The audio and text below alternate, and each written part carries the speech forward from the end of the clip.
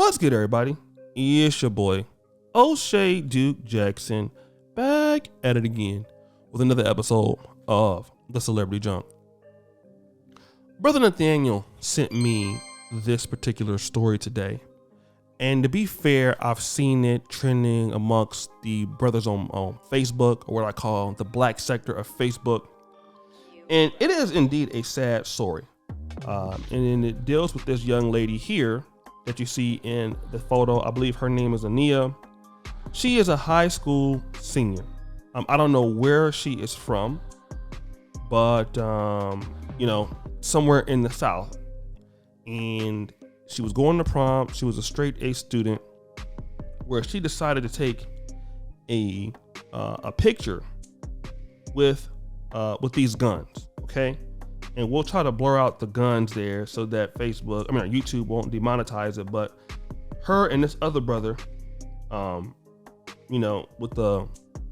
these, Kodak black kind of hairstyle there, decided that this would be fun. So they have all of these weapons in the prom dress, and they posted these pictures, and then she held these guns up on the air. And once she posts this, she got a lot of likes. The pictures were going viral on Instagram. Unfortunately, she got expelled from her high school. And not only did she get expelled from her high school, she got her scholarship. They rescinded it at Tennessee State University in Nashville. Her name was Ania, so she got a full ride scholarship. And based on her behavior, that was taken away from the young woman.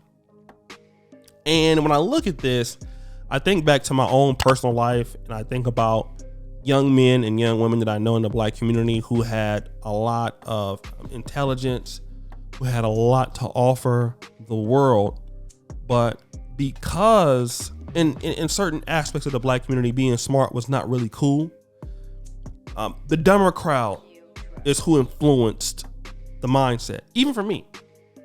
I was a very articulate young man, and I do believe that also, my father and my mother splitting up helped slow down some of my, academic progress, because I started being a little wild and things like that. But I had been influenced by my friends, or was influenced by my friends who were not doing what I was doing. And for a few years, I got off track. I wasn't doing anything illegal or anything like that, but I just wasn't as focused. And so I was doing things that the majority of the crowd was doing. And these people didn't care anything about my personal development, because they didn't care if I lived or died. They were jealous of me for my intelligence. So they wanted to bring me down to their level. Some of them were, at least. And this is exactly what's happening here. For these guys in the picture who don't want anything in life, if they really cared about her, they would have told her, like, hey, listen, you got a full ride. You can't be taking no pictures with no guns. You're a straight A student. You need to be out there doing very well. But of course, this is the crowd that she wants to assimilate around. And look at how it's paying dividends for her in a negative fashion. And I see this, many times amongst a lot of the smart blacks. What I call it is success guilt. Many African Americans in the black community, young or old, we are guilty of our success. So the one way that we need to, feel guilty about being intelligent or feel guilty about being smart is that we start adopting the ways of those in the lower class, those in the Pookie and Ray Ray class, those in the thug class. We allow them to influence us when it should be the other way around. Okay. And many black women, like I was talking about this before, when I was in the universities, even at Howard University, when I went there for a short time, I would notice that many of the intelligent ladies were not dating men that were at the universities. They were dating drug dealers. They were dating guys from Northwest DC, uptown. Okay. They were dating those kind of dudes. They were dating those kind of guys. They were not dating the dudes that were on the way. I mean, you had many different kind of guys. You had University of DC, you had American University, you had Georgetown, you had, Howard, Catholic. There are many universities in DC that these women can, meet guys from. The guys are doing very well. They wanted these other guys because they wanted to be cool. And I want to tell somebody right now that the people like this, who you are a straight A student and God bless you with intelligence and you're a smart person and you're doing very well in life. These people don't want, some of them do, but clearly whoever influenced you to do this, they don't like you. Okay? They don't like you at all.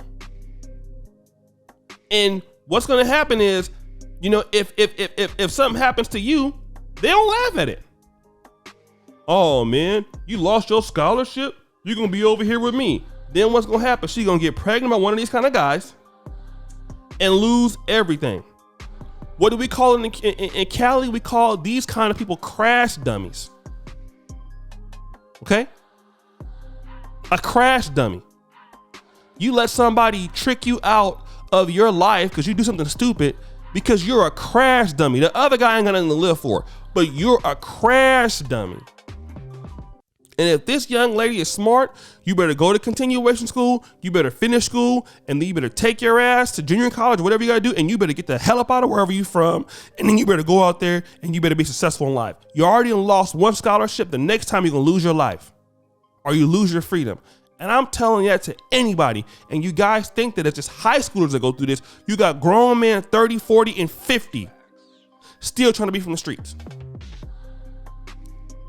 Trying to be accepted by a group of people who don't give a goddamn about you. Now, let me just be real. I did have some brothers in the streets that cared enough about me to tell me, don't you come over here and do this stuff. You take your ass to college and you take your ass to school.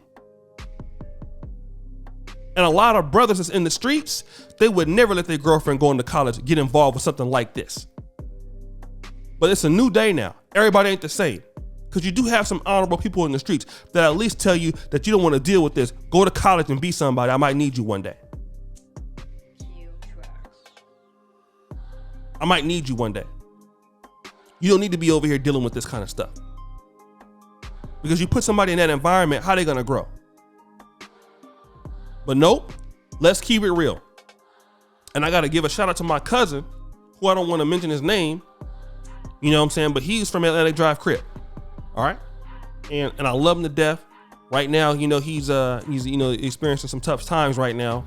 But it was a situation at one point that, it was a beef with another gang that was very near. And, the other guys was kind of nervous. And I was like, look, let me, what do you guys need to handle this problem? Like, what's going on? It's like, nah, man, you're not involved in none of this. You going to college. You let these dudes handle that. You going to college. And to this day right now, I thank him so much.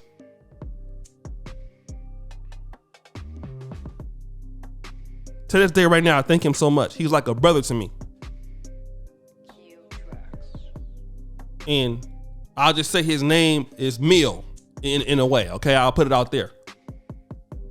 But he was smart enough to say, you need to go to college. But this shit right here, absolutely not. And my prayers go out to this young lady. I hope she learned her lesson. I'm not laughing at her because it's not funny. Losing a scholarship is not funny. And I hope she understands that these people are not her goddamn friend. But guys, what do you think? It's your boy, O'Shea Dick Jackson, back at it again with another episode of Celebrity Junk. I already appreciate you for all that you do. Subscribe, hit the bell, check out the first company at the top. And as you know, the buffoonery remains an all-time high. I'm out.